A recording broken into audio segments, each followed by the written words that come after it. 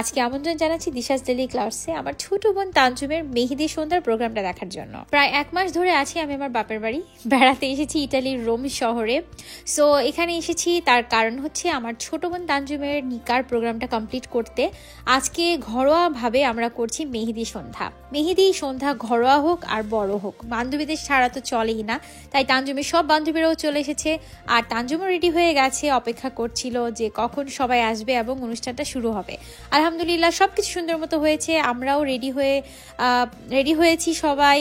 তারপর বোরকে ভিডিও করছিলাম। আমার একদমই মনে হচ্ছে না আজকে তানজুমের হলুদ বা হচ্ছে মেহেদি যেটাই হোক, কারণ কেমন জানি মনে হচ্ছে পুতুল বিয়ে দিচ্ছে ওকে। এখনও আমার কাছে সেই ছোটটাই লাগে।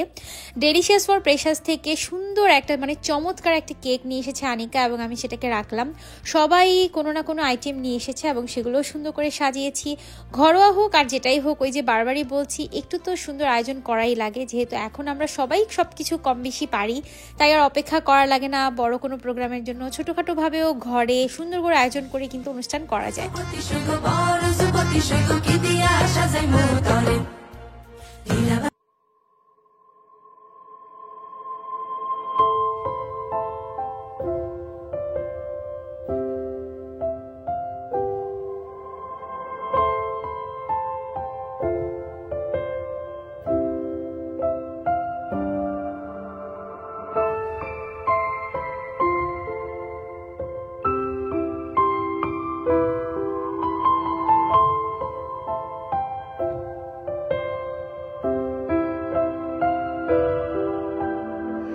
ছোটবেলায় যেমন পুতুল বিয়ে দিতাম, আজকে মনে হচ্ছে ঠিক একটা পুতুলকে বিয়ে দিচ্ছি।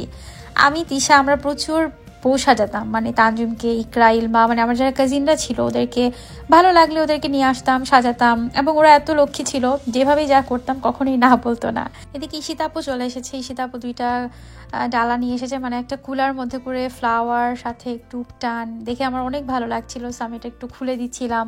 আর পাশের ডালাটাতে ফ্রুটস দিয়ে করেছে, খুব সুন্দর হয়েছে দেখতে, অনেক কালারফুল লাগছিল। থ্যাংক ইউ ঈশিতাপু তোমাকে।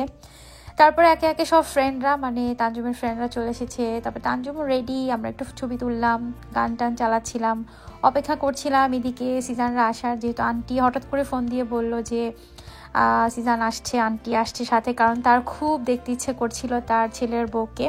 আমরাও খুব খুশি হয়েছি শুনে যে অবশ্যই আসবে, কেন না।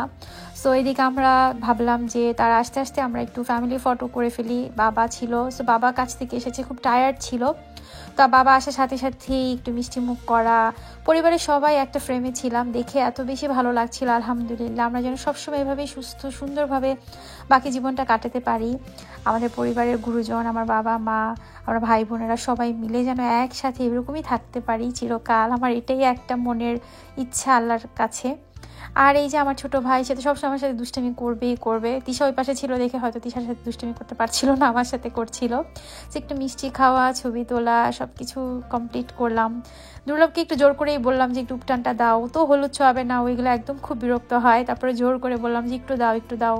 ছোটো মামারও কাজ ছিল, ছোটো মামাও কাজ থেকে এসে টায়ার্ড ছিল। তারপরও একটুখানি এসে তানজুমকে তো হলুদ দিতেই হবে, একটু মিষ্টি মুখ করাতেই হবে।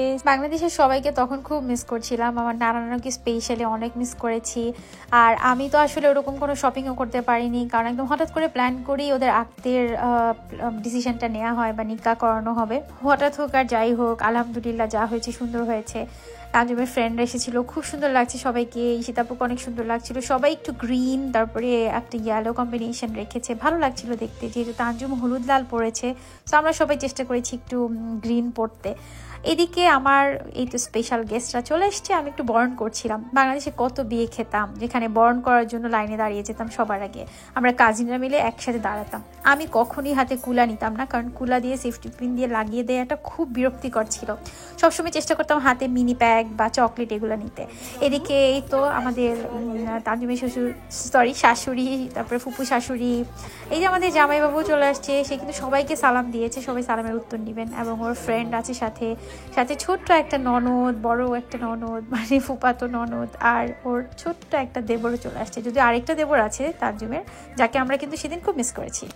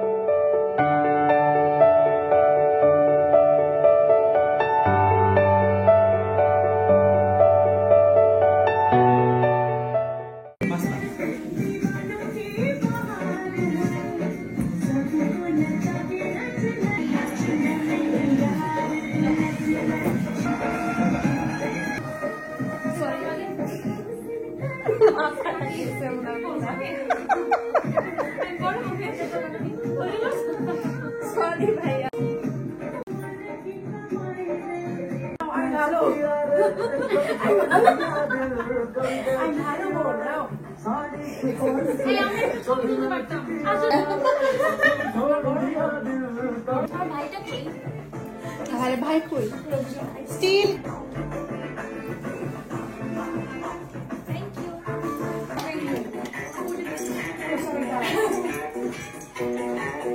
Ready, ready, get 1, 2. অ্যাকশন আচ্ছা তারপর কিরণ ভয় পালে ডাইরেক্ট আসবে খাওয়ার চেষ্টা করি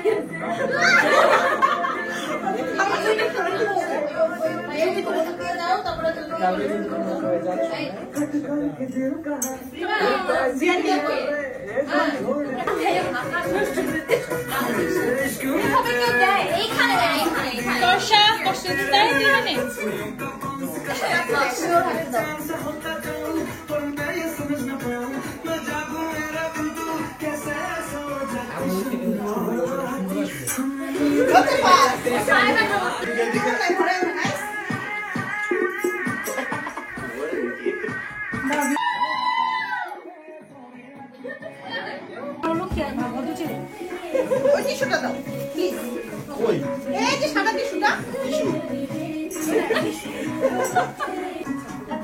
ভিডিও হচ্ছে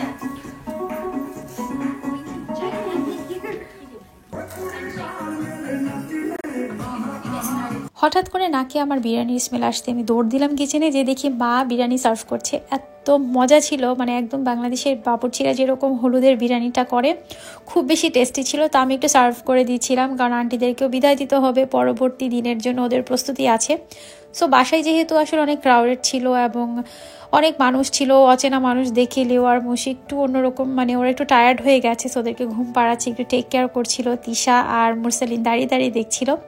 এই ডালাটা হলুদের, সো আগেই চলে এসেছিল এবং প্রত্যেকটা ডালা এত সুন্দর করে সাজিয়ে দেওয়া হয়েছে। প্রত্যেকটা ডালার মধ্যে চকলেট দেওয়া ছিল। আর বাংলাদেশ থেকে সব শপিং করে পাঠিয়েছি সিজানের একটা কাজিন। মাশাআল্লাহ, এত ধৈর্যশীল কাজিন থাকলে, এত ডেডিকেশন থাকলে বিয়ের অনুষ্ঠান কিন্তু যতবার ইচ্ছে ততবার করা যায়, তাই না? খুব সুন্দর করে আসলে সাজানোর চেষ্টা করেছে আন্টি, কারণ তাদের বাসায় তো মেই নেই, প্লাস হচ্ছে এখানে ইটালিতে চাইলেই তো আর সব কিছু পাওয়া যায় না। ক্যামেরার সামনে তো আমরা খুব পরিপাটি থাকি, তবে যখনই ক্যামেরা সরে যায় এই যে এভাবে কিন্তু কেক খাওয়া হয়, পিঠা খাওয়া হয়, আর যখন আবার ক্যামেরা চলে আসে সাথে সাথে কিন্তু এরকম আমরা করি, তাই না? তো এদিকে বউ খাচ্ছে, কতক্ষণ সে চুপচাপ বসে থাকবে? আর এত মজার মজার পিঠা কেক এগুলো রেখে আসলে বেশিক্ষণ বসে থাকা যায় না।